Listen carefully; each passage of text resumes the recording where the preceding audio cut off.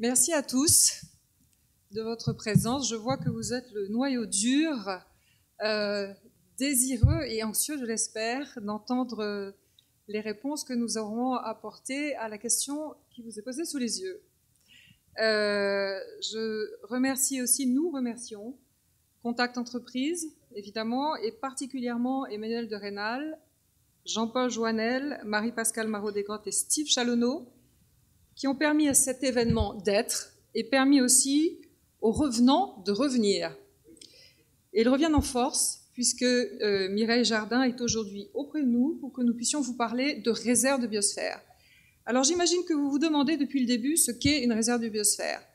Pour écarter tout doute, je vais donner une définition extrêmement rapide sur laquelle nous reviendrons. Une réserve de biosphère est une reconnaissance internationale de l'UNESCO, Organisation des Nations Unies pour l'éducation, les sciences et la culture, qui est donnée à un territoire souhaitant s'engager dans une triple démarche: conserver sa diversité biologique et culturelle, valoriser un développement durable local et encourager la recherche, l'éducation et la formation. Alors, la réserve de biosphère surtout repose sur l'adhésion volontaire des forces vives du territoire et des acteurs. Elle n'impose aucune réglementation et elle sera peut-être demain, si vous le voulez, un grand projet pour la Martinique. Et c'est justement par la Martinique que nous allons commencer. Lorsque nous pensons à la Martinique, deux qualificatifs nous viennent à l'esprit.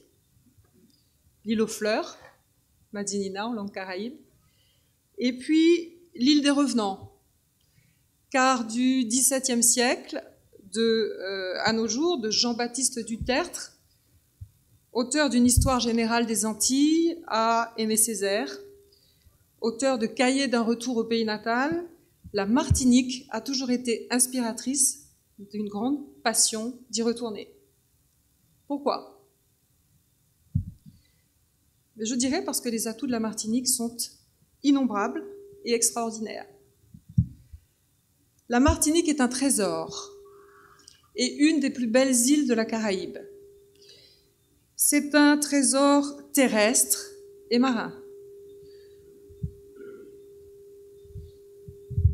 Ce n'est pas seulement la montagne Pelée et le parc naturel régional. La montagne Pelée, comme vous le savez, site candidat au titre de patrimoine mondial. Mais ce sont aussi des sites bordant le littoral tout à fait remarquables. Je les cite dans le désordre, vous en avez quelques-uns sous les yeux. C'est la presqu'île de la Caravelle et la Pointe Rouge. Ce sont les salines de Sainte-Anne, refuge d'oiseaux migrateurs entre l'Amérique du Nord et l'Amérique du Sud. C'est le Cap Salomon et le Morne-Larcher, où se trouvent des récifs coralliens encore préservés. Et puis l'Anse-Couleuvre, avec ses étagements incroyables de végétation du niveau de la mer jusqu'à 1200 mètres à peu près. Et puis la Martinique possède les trois grands écosystèmes marins tropicaux, récifs, herbiers, mangroves. Et vous savez sans doute que la France est le seul pays au monde à avoir possédé des récifs coralliens dans les trois grands océans que sont l'Atlantique, le Pacifique et l'océan Indien. Ce patrimoine remarquable confère à la France une responsabilité de même ampleur. Et puis la Martinique, c'est aussi un trésor culturel et un trésor humain. Culturel parce que notre île a une histoire unique, Saint-Pierre et la montagne Pelée. Elle a aussi une musique, le zouk et la biguine. Elle a un artisanat, un art, un patrimoine architectural unique. Elle a une compétition sportive unique, le Tour des Yaules. Et puis elle a un ambassadeur que le monde entier pourrait nous envier, le rhum. La Martinique est la patrie du rhum, qui est l'âme de la Martinique, dit-on. Et puis, la Martinique a un trésor humain. Cette capacité à innover, à entreprendre, à créer, qui est tout à fait extraordinaire. Alors, le potentiel est là, et il est extraordinaire. Les atouts sont là, et ils sont extraordinaires. Or, la Martinique fait face à une forte pression démographique et urbaine, et à des transformations rapides de son paysage. Deux raisons pour cela. Je dirais une forte densité de population, plus de 380 000 habitants, je crois 386 000, pour une superficie de 1128 km², et puis une surface réellement habitable qui se limite très souvent à la plaine littorale. Les zones littorales, il faut le reconnaître, subissent la triple pression de l'agriculture, de l'urbanisation et du tourisme, avec les pollutions qui en découlent. Alors évidemment, les défis du territoire sont importants. Renforcés par les défis d'un océan mondial qui n'est pas en bonne santé, je crois que le sujet n'a plus de secret pour vous, et ces défis s'ajoutent aux défis régionaux que sont un développement économique et social, la réduction de la pauvreté, les changements climatiques et l'élévation du niveau de la mer, et puis les catastrophes naturelles. Donc la réserve de biosphère est un concept qui s'attache à relever ces défis. Alors la question est posée, et si la Martinique devenait une réserve de biosphère ?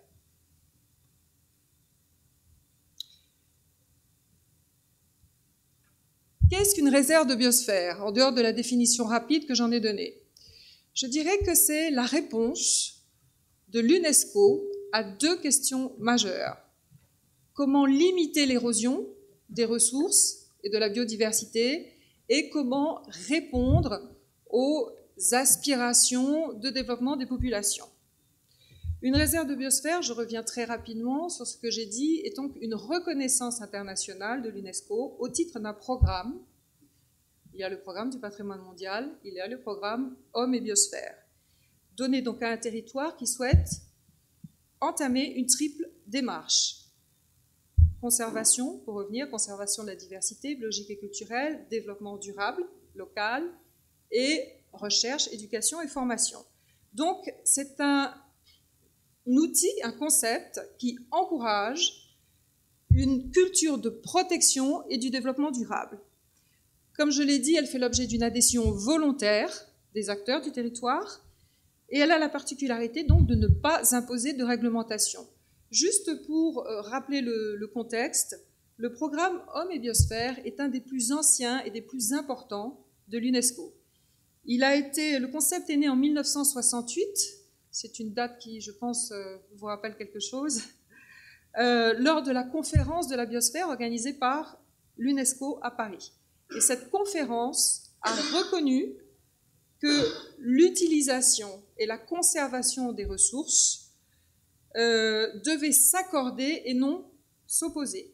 Et la recommandation principale de cette conférence a été de mettre en place un programme sur l'homme et la biosphère. Il a donc vu le jour en 1970, ce programme.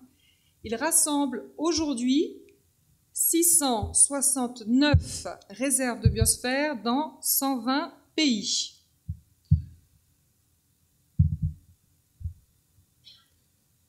Son conseil représente à peu près 34 États et sa présidence est actuellement assurée par la France pour 2 ans. Aux Caraïbes, nous avons 13 réserves de biosphère dans 7 pays. Je les cite: la Colombie, les États-Unis avec les îles Vierges, Saint Kitts et Nevis, Haïti, la République dominicaine et Cuba. Des procédures de candidature en cours le sont actuellement dans de nombreuses îles: la Jamaïque, Trinidad et Tobago, Antigua et Barbuda, Saint-Vincent et les Grenadines, ainsi que Sainte-Lucie. Alors, rapidement, parce que vous devez vous poser la question, probablement, quelle différence fait-on entre un site patrimoine mondial et un site réserve de biosphère? On peut penser, un titre de plus, les échelles se cumulent, peut-être les difficultés aussi. Eh bien, sachez que c'est différent.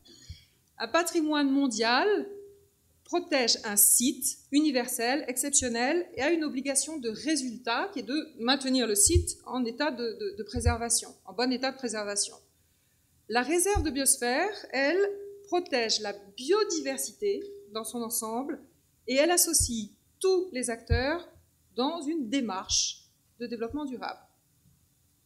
Elle a une obligation de moyens, hein, c'est-à-dire qu'il lui faut respecter des objectifs, un zonage, nous verrons cela. Mais sinon, le cadre institutionnel de l'UNESCO est le même et il y a une forte complémentarité entre les sites. Je veux dire par là que des sites mondialement reconnus sont très souvent des aires centrales de réserve de biosphère. Je pense au Brésil en particulier. Si certains d'entre vous connaissent ce pays, et le Pantanal, qui est le plus grand marais de la planète, eh bien le Pantanal est site mondial, est également réserve de biosphère. Donc les deux titres se consolident et se renforcent l'un l'autre.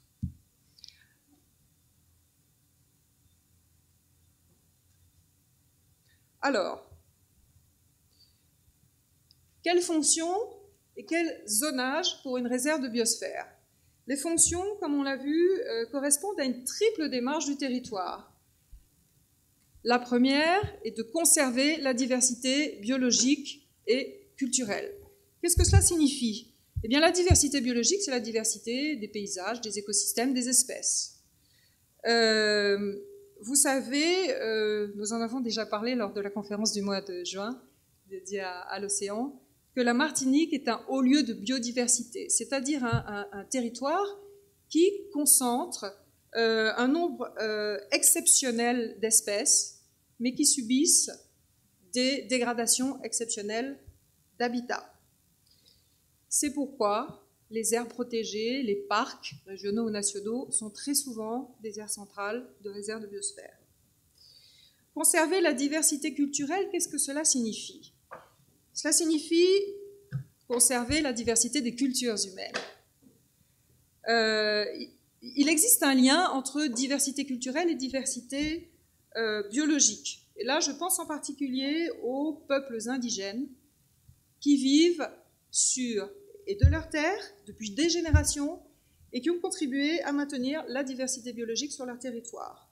J'ai vu au Brésil s'établir des alliances et des partenariats entre les peuples indiens et les réserves de biosphère, de façon à ce qu'ils puissent gérer leurs ressources selon leurs traditions.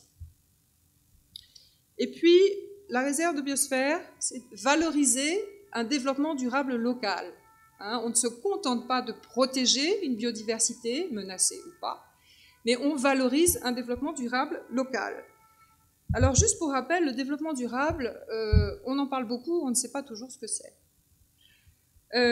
C'est une notion qui a été définie, il faut dire que c'est une notion assez floue et qu'on adapte un petit peu aux réalités de nos objectifs et des besoins d'un territoire. Le développement durable a été défini en 1987, donc il y a déjà quelques années de cela, par la Commission mondiale sur l'environnement et le développement de l'ONU. Alors, il a été défini comme le développement qui répond aux besoins des générations du présent sans compromettre la capacité des générations futures à répondre à leurs propres besoins.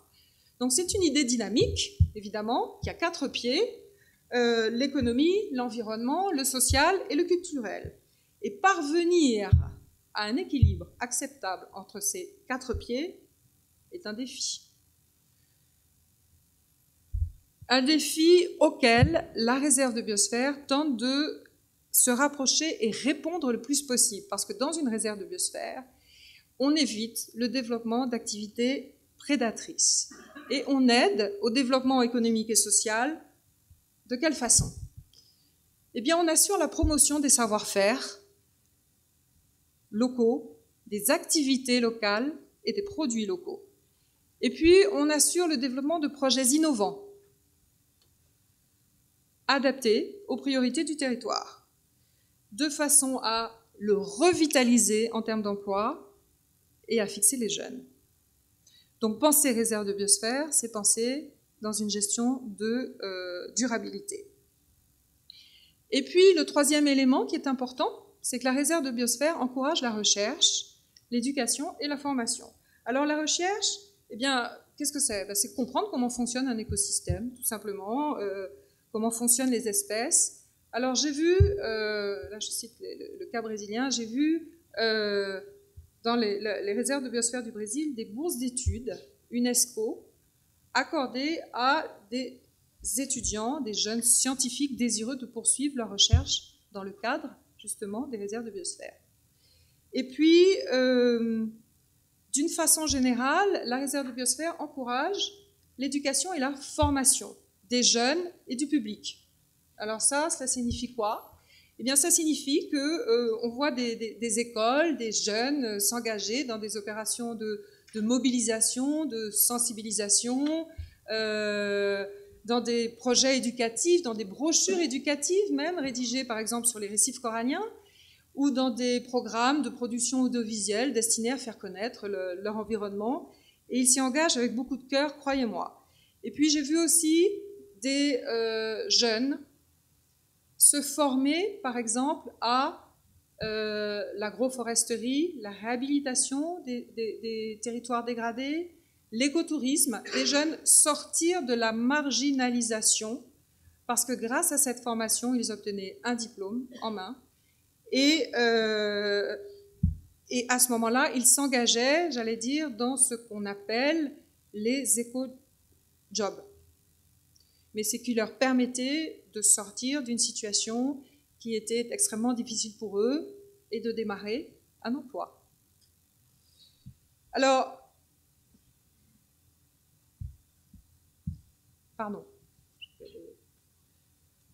Je voulais, pour bien fixer les idées, vous donner quelques exemples précis de développement à partir de questions que l'on peut se poser et de priorités que l'on peut définir. Premier exemple, et si un produit local devenait un produit mondialement reconnu? Évidemment, à la Martinique, on pense au rhum. Tout de suite. Mais il y a l'exemple que vous avez sous les yeux, qui est celui du capim dourado, en portugais, c'est-à-dire l'or végétal. L'or végétal, c'est une herbe dorée, absolument extraordinaire, qui est ramassée par des communautés au centre du plateau central brésilien. Et ces communautés en font un artisanat absolument extraordinaire.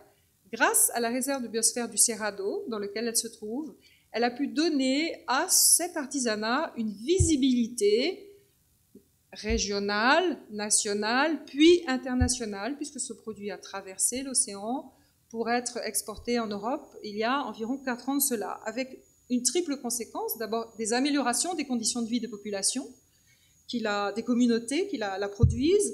Ensuite, un perfectionnement du travail. Là, on sort pratiquement de l'artisanat pour devenir un art. Et puis, une réglementation très stricte de la matière première de façon à éviter son épuisement. Autre question que l'on peut se poser dans une réserve de biosphère, et si on assurait la transition vers les énergies renouvelables? C'est-à-dire que l'on bascule vers l'énergie thermique des mers, ce qu'il y a en Martinique, et puis les centrales biomasse, par exemple. Autre question, et si on favorisait un tourisme soutenable? Eh bien oui, favoriser un tourisme soutenable dans une réserve de biosphère, c'est mettre en place des meilleures pratiques dans l'hôtellerie, avec des économies d'eau ou d'électricité, par exemple, et de meilleures pratiques dans la restauration. On a vu se développer des restaurants familiaux avec une meilleure gestion des déchets. Et puis, de meilleures pratiques dans les loisirs aussi, avec des loisirs plus respectueux, des pratiques plus respectueuses de l'environnement. Et puis, on voit se développer, à partir de ce moment-là, étant donné que c'est toute une démarche qui est entreprise, on voit se développer des services et des produits de qualité désireux d'obtenir le label de la réserve de biosphère. Autre caractéristique d'une réserve de biosphère, son zonage. Le zonage, c'est que la réserve de biosphère est caractérisée donc par 3 zones interdépendantes. Le schéma vous les montre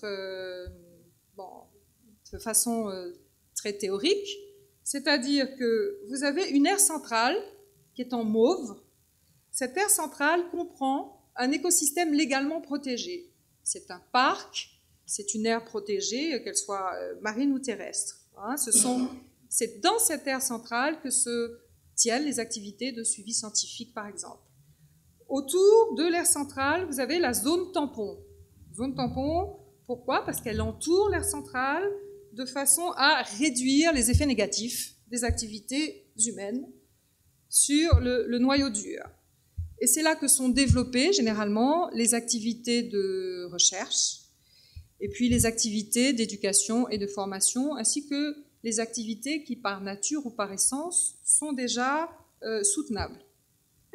Et puis tout autour, on ne la voit peut-être pas très bien, en gris, vous avez ce qu'on appelle l'ère de transition, en gris clair, où là, vous avez tous les acteurs, les populations, les acteurs socio-économiques, publics, privés, qui travaillent ensemble à favoriser un développement économique et humain durable. Alors, deux exemples sous les yeux, Cuba et l'île de La Palma en Espagne. Alors, Cuba a 6 réserves de biosphère. Ce sont des réserves qui sont constituées pratiquement autour d'un parc national ou aire protégée. Alors, telle réserve a décidé, par exemple, de se consacrer complètement à la culture du café de façon soutenable. Telle autre réserve, eh bien, a choisi, au contraire, de développer l'écotourisme. Il y a même dans l'ère de transition d'une réserve de biosphère à Cuba des activités minières. Et ces activités minières ont pris l'engagement, eh bien, d'essayer d'avoir le moins d'impact possible sur l'environnement. Et puis, d'autres réserves choisissent de développer le tourisme culturel, par exemple. Bien, alors ce sont des points précis du territoire.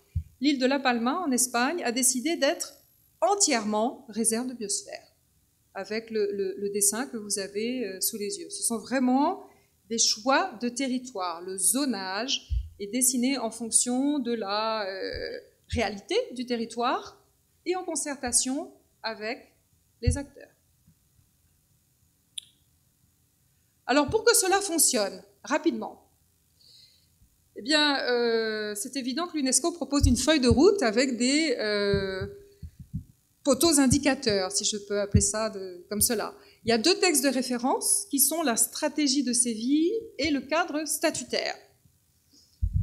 Alors, l'une a formalisé le concept de réserve de biosphère et l'autre rappelle toutes les fonctions. Alors, c'est extrêmement détaillé, mais cette feuille de route permet de se poser un certain nombre de questions. Par exemple,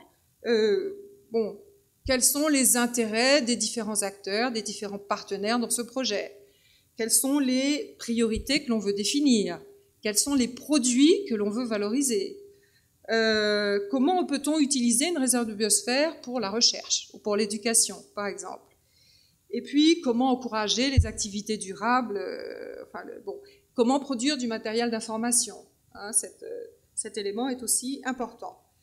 Alors, ces poteaux indicateurs d'un côté, et puis pour que cela fonctionne, eh bien, il faut informer. Il faut informer et adhérer.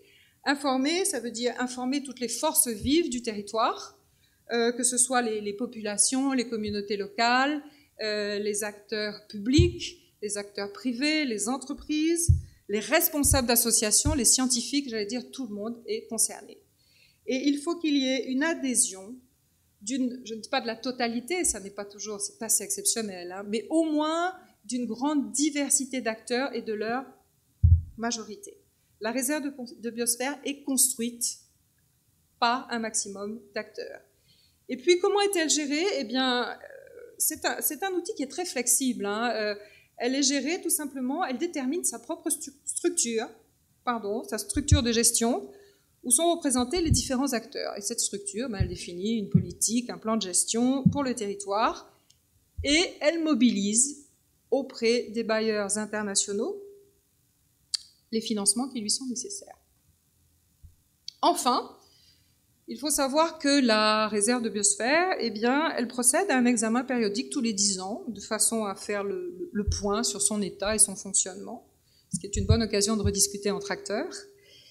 Et l'UNESCO examine le rapport qui est fourni à l'organisation, et si le site ne répond plus aux critères, eh bien, il peut perdre sa désignation.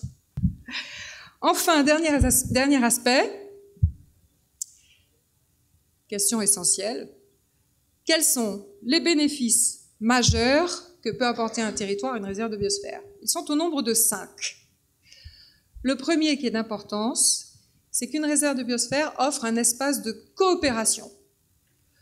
Coopération nationale, coopération régionale, et là je pense à la région Caraïbes, qui envisage de se doter d'un réseau, selon une déclaration qui a été signée en 2013, il y a 3 ans. Une coopération régionale, qu'est-ce que c'est? Eh bien, c'est une coopération qui est fondée sur des identités communes, des problématiques communes. Donc des solutions communes et des expériences communes. Le réseau régional consolide vraiment un sentiment de région partagée. Et puis, la désignation d'une réserve de biosphère signifie aussi son appartenance à un réseau international, le réseau mondial des réserves de biosphère, qui est coordonné par l'UNESCO et qui est un réseau de partenaires mobilisables selon les besoins. Devenir membre d'un réseau régional et mondial a ici tout son sens. Le deuxième point, c'est une coopération nord-sud, sud-sud. On le voit là avec le réseau des îles dont Mireille vous parlera, qui est co-géré par 2 réserves de biosphère que nous allons vous présenter, la réserve de biosphère de Jeju en Corée et puis la réserve de biosphère de Minorque en Espagne, qui est un réseau très actif et dynamique. Troisième élément, toujours dans la coopération, avec les institutions internationales non gouvernementales, donc coopération avec, je ne sais pas moi, des institutions comme le WWF ou l'Union internationale pour la conservation de la nature, des coopérations possibles avec le secteur public, le secteur privé et le secteur académique. Enfin, la réserve de biosphère bénéficie d'une reconnaissance et d'une visibilité internationale. Et la reconnaissance officielle par l'UNESCO signifie qu'un territoire présente une proposition de qualité et remplit les objectifs qui lui sont fixés par les poteaux indicateurs. Et cette reconnaissance est d'une très grande importance pour les populations et puis pour le développement du tourisme, en donnant une visibilité internationale aux produits et aux services. Ce titre est considéré comme un label d'excellence, qui est un outil puissant de communication pour un territoire, relayé par les médias, relayé par les acteurs du territoire, et qui facilite la recherche et l'attribution de financement. Je passe la parole à Mireille maintenant pour qu'on puisse entrer dans les exemples et les spécificités. En juillet dernier, la loi sur la biodiversité a enfin reconnu les réserves de biosphère en droit français. Je dis enfin parce que pour les gestionnaires de réserves de biosphère, il y en a 14 en France, c'était un combat à mener.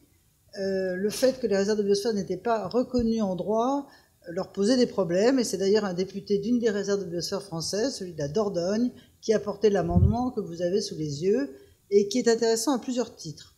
D'abord, il est intéressant parce que l'article dit que les réserves de biosphère ont une grande souplesse dans leur mise en œuvre. Et donc, il énumère les possibilités, mais ce qui est intéressant, c'est la reconnaissance de cette souplesse. Ensuite, cet article dit, ou plutôt ne dit pas, qu'il ne s'agit pas d'une nouvelle aire protégée, mais plutôt qu'il s'agit d'un site d'un site qui porte autant sur le développement durable que sur la conservation. Et enfin, le texte institue... Vous m'entendez ?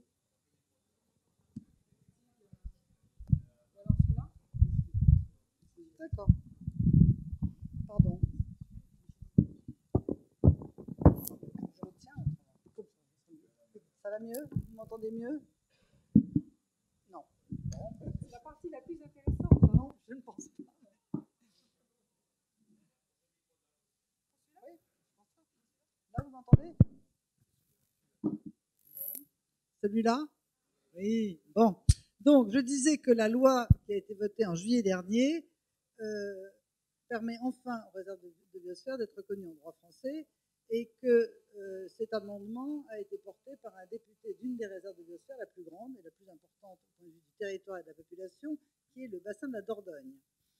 Je recommence donc très rapidement. Le texte dit que la mise en œuvre d'une réserve de biosphère peut être faite avec beaucoup de souplesse et énumère les possibilités.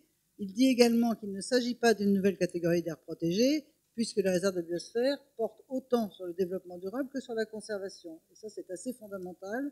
Et enfin, la dernière partie du texte institue une obligation pour les autorités politiques de favoriser les réserves de biosphère dans ce qu'on appelle la stratégie nationale pour la biodiversité. Donc c'est un texte qui est fondamental pour la reconnaissance des réserves de biosphère. Alors, pour mettre en œuvre le programme MAB à l'UNESCO, ça a été dit déjà, mais je vais le redire très vite, chaque pays institue un comité national du MAB, auquel j'appartiens pour ce qui est de la France, et ce comité a trois fonctions spécifiques.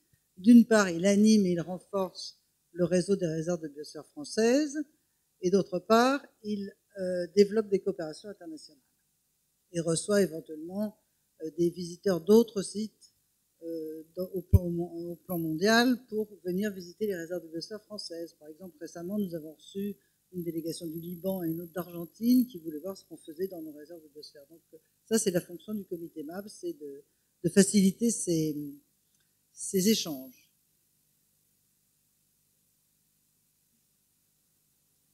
Alors, je disais que la loi reconnaissait la diversité des structures de gestion, et vous en avez l'exemple sous les yeux. Donc, vous avez les 14 réserves de biosphère françaises, dont une est dans le Pacifique et l'autre pas très loin d'ici, puisqu'elle est en Guadeloupe, et les autres sur le territoire métropolitain.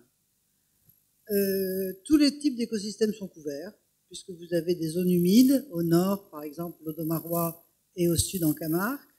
Vous avez, je l'ai signalé déjà, tout un bassin versant qui est celui de la Dordogne. Vous avez des systèmes insulaires en Bretagne, en Guadeloupe et à Fakarava dans le Pacifique. Vous avez un site de haute montagne dans le Queyras, qui est tout proche de l'Italie, qui est d'ailleurs transfrontalier avec l'Italie. Vous avez des forêts à Fontainebleau et dans les Vosges. Et enfin, vous avez un certain nombre de réserves de biosphère qui couvrent des écosystèmes méditerranéens.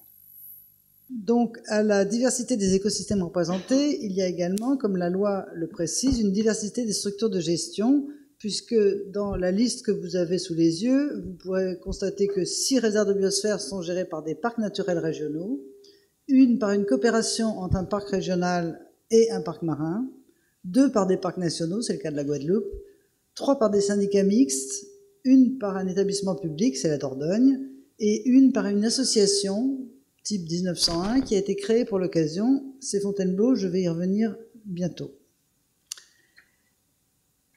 Alors, la question extrêmement importante, c'est la constitution du dossier à laquelle Nathalie a fait référence, mais je vais être un tout petit peu plus précise sur le sujet, en tout cas pour la France, mais c'est valable à peu près pour tous les pays. Il y a d'abord, l'initiative est toujours locale, c'est-à-dire que le comité français ne suggère jamais à un site de devenir réserve de biosphère. Il attend que l'initiative vienne d'en bas, mais il est prêt à accompagner si nécessaire et éventuellement à animer à des réunions, comme je le fais aujourd'hui, mais c'est beaucoup plus précis si le projet voit davantage le jour, une fois que l'initiative est partie. Mais le comité français du MAB a un autre rôle, qui est d'examiner le dossier, puisque c'est lui qui va le transmettre à l'UNESCO. Et donc, après, à partir du moment où le dossier commence à être constitué et plus ou moins prêt, il y a des allers-retours avec les autorités chargées du site pour essayer que le dossier réponde à tous les critères et qu'il ne soit pas rejeté par l'UNESCO, évidemment. Alors, la construction du dossier, c'est assez long, c'est assez difficile et ça demande beaucoup d'efforts. Il faut d'abord une information générale aussi large que possible pour que les gens sur le territoire sachent de quoi on parle, sachent quels sont les enjeux. Tout ce que Nathalie vous a expliqué avec beaucoup de brio, qu'ils comprennent pourquoi leur territoire pourrait devenir une réserve de biosphère. Alors ça implique des réunions d'information générale, ça implique des réunions publiques plus ciblées, par thème ou par partie du territoire. Ça implique également, et ça se fait assez souvent, des réunions chez l'habitant qui ont l'intérêt d'être moins formelles, des réunions par acteurs socio-économiques pour que les différents acteurs voient quels sont les enjeux, et tout cela, dans une méthode très participative, vise à créer un projet collectif pour le territoire, avec deux objectifs particuliers. L'un est de définir le zonage. Alors le zonage, c'est pas très compliqué pour les zones centrales, puisqu'elles sont déjà, en général déjà protégées. C'est plus compliqué pour les zones tampons, parce qu'il faut que les habitants acceptent d'habiter dans une zone tampon, ou qu'ils préfèrent être dans la zone de transition. Le zonage, à partir de ce moment-là, doit être défini avec les habitants. Et l'autre objectif de cette démarche participative qui peut être assez longue, c'est de définir avec tous les partenaires, en fait, le plus grand nombre possible de partenaires, les objectifs qu'on se fixe pour le territoire. Et là encore, Nathalie vous a donné beaucoup d'exemples de ce qu'on peut décider, mais il faut évidemment que tout le monde soit d'accord sur les objectifs et que ça fasse consensus. L'UNESCO demande que le dossier soit validé par les acteurs essentiellement politiques, c'est-à-dire par les conseils municipaux en général. L'UNESCO n'accepterait pas un dossier qui n'aurait aucune validation locale. Donc les élus locaux doivent être impliqués et adhérer au projet. J'en viens à quelques exemples français, et le premier exemple que je vais prendre, c'est la réserve de biosphère de Fontainebleau et du Gâtinais. Et j'ai pris cet exemple parce qu'il y a un enjeu très particulier dans ce site qui est en partie agricole, mais qui recouvre toute la forêt et le château de Fontainebleau et une partie de la vallée de la Seine.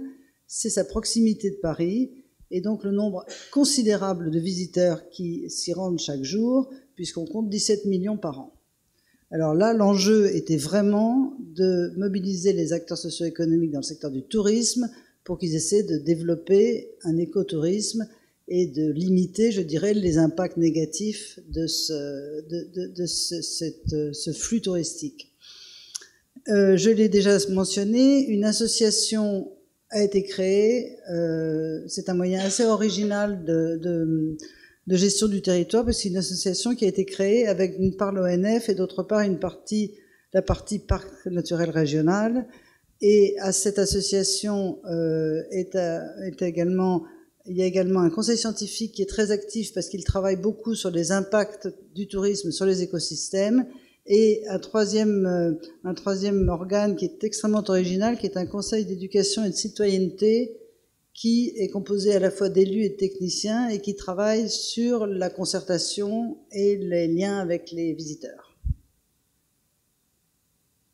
Un exemple très différent, mais qui va peut-être vous intéresser plus au point de vue disons que la géographie est plus proche que Fontainebleau, évidemment, c'est l'archipel de la Guadeloupe,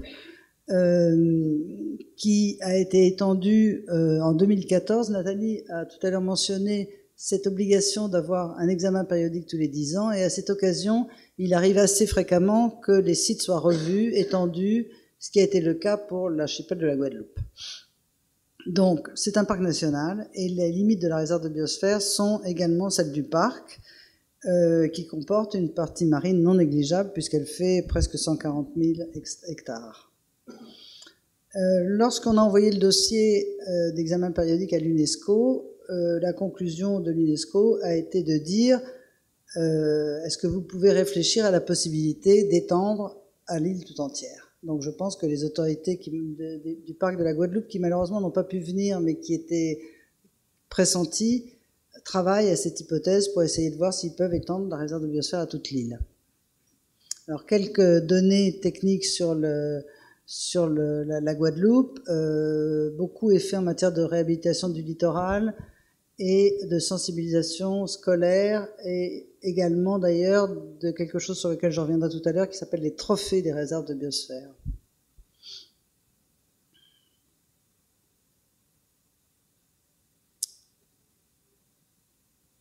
Autre réserve de biosphère insulaire, en Polynésie, Fakarava. Alors Fakarava, c'est la première réserve de biosphère française, mais elle a été considérablement étendue en 2006, et elle comporte 7 îles dont 6 sont habitées, et une immense zone maritime, puisqu'elle fait 17 500 km², qui est en zone tampon en fait, c'est-à-dire qu'il y a quand même une protection. Les activités sont essentiellement la pêche, mais aussi le tourisme, qui a été largement développé ces dernières années, puisqu'il est passé de 4 000 à 17 000 visiteurs par an, avec un tourisme dans des petites pensions de famille, et un développement aussi de la plongée, et l'artisanat et l'agriculture. La gestion est originale parce que c'est une municipalité, puisque les 7 îles font partie de la même municipalité, et elle repose sur des associations, une par île habitée, qui font remonter les propositions des populations et tout est discuté avec les populations en matière d'accès aux ressources et de valorisation des savoirs. C'est-à-dire que la municipalité ne fait rien sans que les associations soient d'accord et fassent remonter les propositions et que les populations soient d'accord avec ce qui est décidé. Ce qui, d'après les gestionnaires de la réserve en question, est quelquefois long, mais en tout cas efficace. J'en viens à ce que également Nathalie a mentionné tout à l'heure, c'est un des outils des réserves de biosphère, c'est la valorisation des savoir-faire et des produits locaux. Alors en France, nous avons développé, et je dis en France, nous avons développé parce que beaucoup de réserves de biosphère ne le font pas sous cette forme, mais nous avons développé un système qu'on appelle les éco-acteurs. Il s'agit d'une démarche volontaire qui s'adresse à tous les acteurs socio-économiques à qui on demande de signer une charte pour qu'ils améliorent leurs pratiques, et ils s'engagent concrètement sur ce qu'ils vont faire pour améliorer leurs pratiques. Et le résultat est la construction d'un réseau dans les sites, un réseau d'éco-acteurs qui travaillent entre eux, et ils se voient octroyer un certificat qui reconnaît leur engagement et qui donne la visibilité aux acteurs signataires de la charte.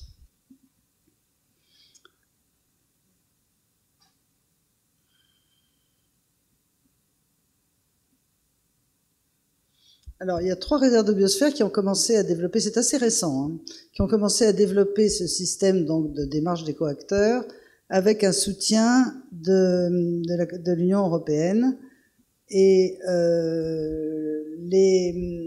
une seconde tranche de sites va se lancer dès qu'il y aura un nouveau, c'est des projets leaders, un nouveau soutien européen.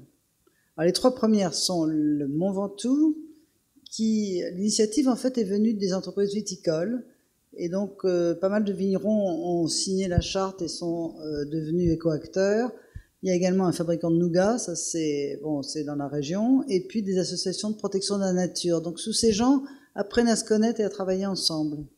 À Fontainebleau, j'ai déjà fait mention du problème du tourisme et donc une trentaine de prestataires ont signé une charte et ont développé un écotourisme, donc un tourisme respectueux, enfin ils essaient parce que c'est un peu compliqué, et le réseau qu'ils ont constitué leur permet aussi de travailler ensemble et de lancer des coopérations qui n'existaient pas. Par exemple, un loueur de canoë envoie ses clients dans un spa qui lui-même prend ses produits chez un restaurateur. Enfin, il y a tout un circuit qui s'est mis en place et qui n'existait pas avant la mise en place de ce réseau d'éco-acteurs. Et enfin, en Camargue, alors là, comme vous pouvez le voir, la liste est beaucoup plus diversifiée et tous ces éco-acteurs ont également appris à travailler ensemble et même à faire des choses assez originales, comme par exemple les chasseurs qui enlèvent les roseaux dans une zone humide et qui les redonnent ensuite à l'entreprise de chauffage qui en fait des briquettes pour développer cette activité. Donc il y a tout un système de réseau aussi qui s'est mis en place, de gens qui ne se connaissaient pas d'abord et qui n'avaient pas du tout prévu au départ de travailler ensemble.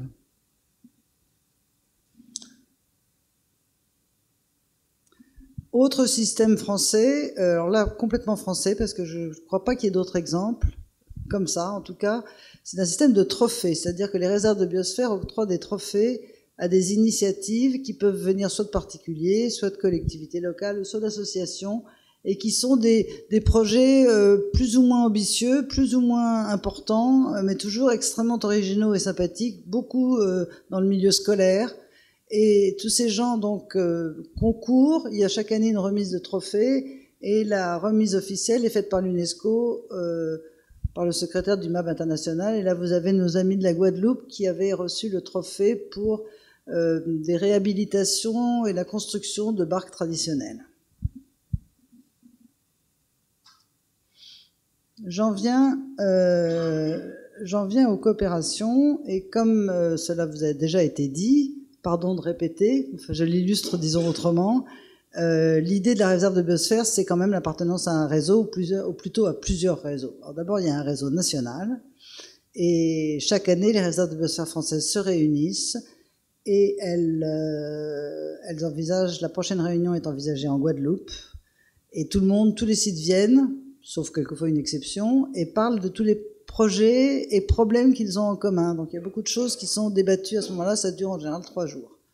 Ensuite, il y a des groupes de travail entre réserves de biosphère qui sont pour comme vous voyez, pour des choses plus concrètes, c'est-à-dire par exemple les écoacteurs, mais aussi les questions de recherche, les questions de forêt, les questions de communication, et il est prévu de créer un nouveau groupe de travail sur les îles. Et enfin, les réserves de biosphère participent à une formation qui a lieu à l'université de Toulouse, ce qui s'appelle le Master Mab, où des étudiants viennent chaque année et passent ensuite 6 mois dans une réserve de biosphère française pour un stage sur le terrain. Alors, là aussi, Nathalie a déjà mentionné le fait qu'il y a donc des réseaux qui sont soit thématiques, soit régionaux. Et là, le réseau des réserves de biosphère insulaire est très actif, bien qu'assez récent, puisqu'il a été créé en 2012. Et il regroupe une vingtaine d'îles dans toutes les régions du monde. Il y en a au Japon, en Estonie, en France bien sûr, au Canada, en Corée du Sud, au Royaume-Uni, etc. Et l'idée, c'est que chaque année, un thème particulier est traité. Donc, vous avez là des exemples. Le dernier était le changement climatique.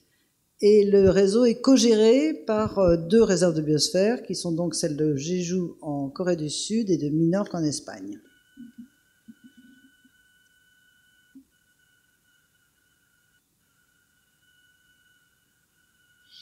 La réserve de biosphère de Jeju, qui donc est un des initiateurs de ce réseau, compte 4 millions de tourisme par an. Elle a la moitié de la réserve et la moitié de l'île est réserve de biosphère, et une partie non négligeable est patrimoine mondial. Ce qui illustre aussi ce que Nathalie vous a dit, c'est que c'était parfaitement compatible et complémentaire, et que certaines zones protégées pouvaient être patrimoine mondial, pendant que la réserve de biosphère englobait l'ensemble, disons. Et elle travaille beaucoup d'une part sur les labellisations de produits, et d'autre part sur les questions de sensibilisation scolaire, et enfin la recherche était essentiellement en écologie marine. À Minorque, la désignation de réserve de biosphère est vraiment devenue l'image de marque de l'île de Minorque, donc c'est aux Baléares.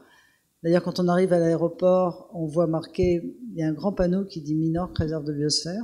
C'est assez, je pense qu'il n'y a pas tellement de cas. Et tout est organisé autour de la réserve de biosphère, c'est-à-dire que la législation locale, puisque c'est un État décentralisé, a repris vraiment les thèmes, le texte du cadre statutaire dans sa législation. Il y a un conseil insulaire qui gère toute l'île en fonction de cette désignation, et par exemple en évitant des routes, enfin, gère le tourisme de façon tout à fait durable et tout à fait respectable et respectueuse de l'environnement. Et parmi les activités, l'élevage est en augmentation. Et enfin, la recherche porte beaucoup sur les changements climatiques.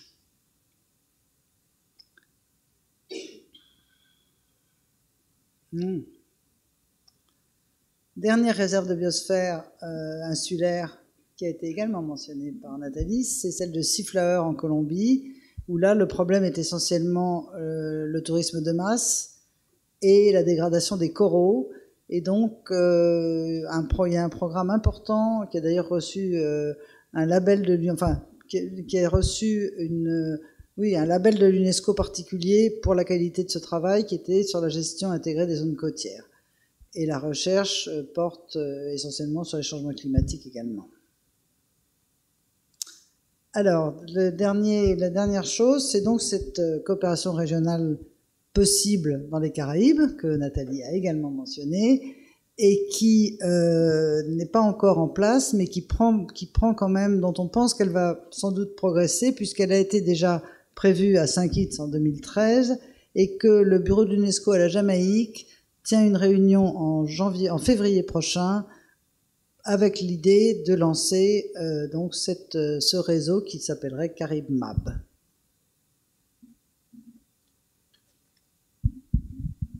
Et nous en arrivons. Pardon.